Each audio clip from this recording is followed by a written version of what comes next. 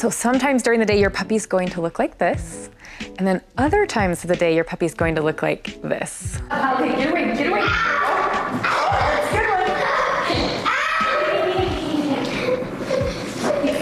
one.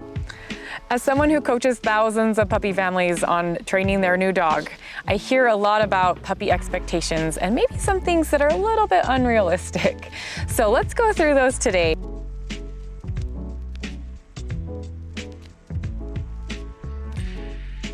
The first thing I think that surprises a lot of people is how mouthy a puppy is. So puppies are moving their jaws constantly for several reasons. One, they need to strengthen their jaws. Two, they're learning about the world around them, and they do that with their mouths. They also play using their mouth. So they're very bitey and very interactive with their mouths, which can surprise a lot of people. Another expectation I think people think is, especially if you have kids in your home, they treat these new dogs or new puppies like stuffed animals, and they think that they can just pick them up and tote them around happily wherever that they want to go. And this puppy becomes kind of snarly and growly and, hey, put me down kind of attitude is exhibited, where we realize, oh, that's actually, not such a good idea. So I like to hand my children just a stuffed animal and say, if you want to tote someone around, here's what we tote around. Okay, pause for just a second. There's like a hawk flying over, and it's making me super nervous. So something else that surprises a lot of people is the lack of patience in puppies. They just don't have any. They come with zero, but we can teach them to wait for things and get things that are good by pulling back actually instead of trying to get everything. So you can see this little Maggie here, really interested in this treat in my hand.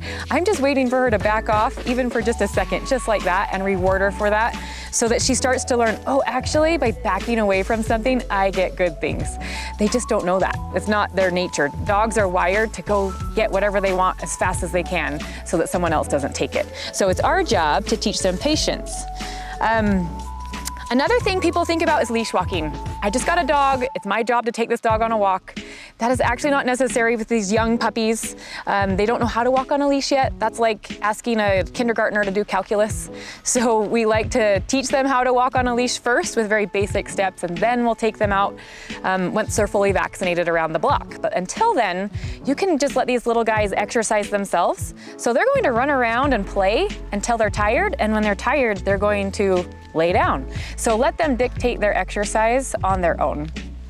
When they get a little rambunctious like this and kind of bitey, they're actually probably to the point where they're getting tired and they need a nap. That also surprises people. Sometimes people think, oh, my puppy's so energetic and they're running around like crazy and they're really bitey and jumpy. I should probably exercise them more. Really, we want them to get some rest. They're probably overly tired at that point and a little bit irrational, so they need a nap.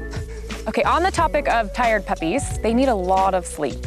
Puppies need, on average, 16 hours of sleep a day in a 24-hour period. That's a lot. And most puppies in a family setting are not getting that. So a routine is important. They love knowing what's about to happen and what to expect. They settle down a little more easily when they know that. So just recognize, most likely your puppy needs more sleep, not less. And more sleep, not more exercise. And then house training. House training is going to be your #1 priority if you have your dog living in your home with you, because we want this to go well. People who can successfully house train their dog enjoy having a dog. People who struggle with house training, having a dog can be really rough. So we like to help you be successful at that for sure. Now, a realistic expectation is every 20, 30 minutes when this puppy's awake, they're probably going to need a bathroom break.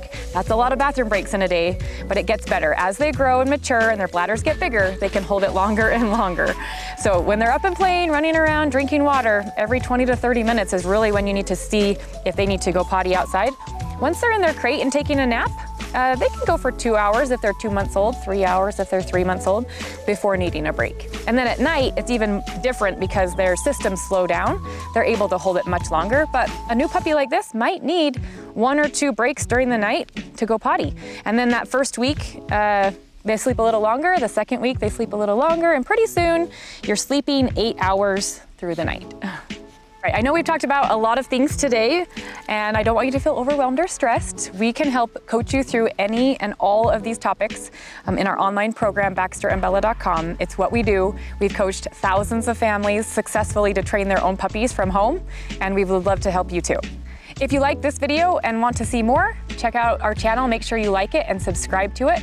We have other videos available. I also have a podcast that's free. So the Online Puppy School is what it's called, with over 140 episodes currently. They're short 8 to 10 minute sound bites that you can listen to and get all of the information you need to be successful from the beginning. That was so cute. They probably like fancy. Da-da-da-da.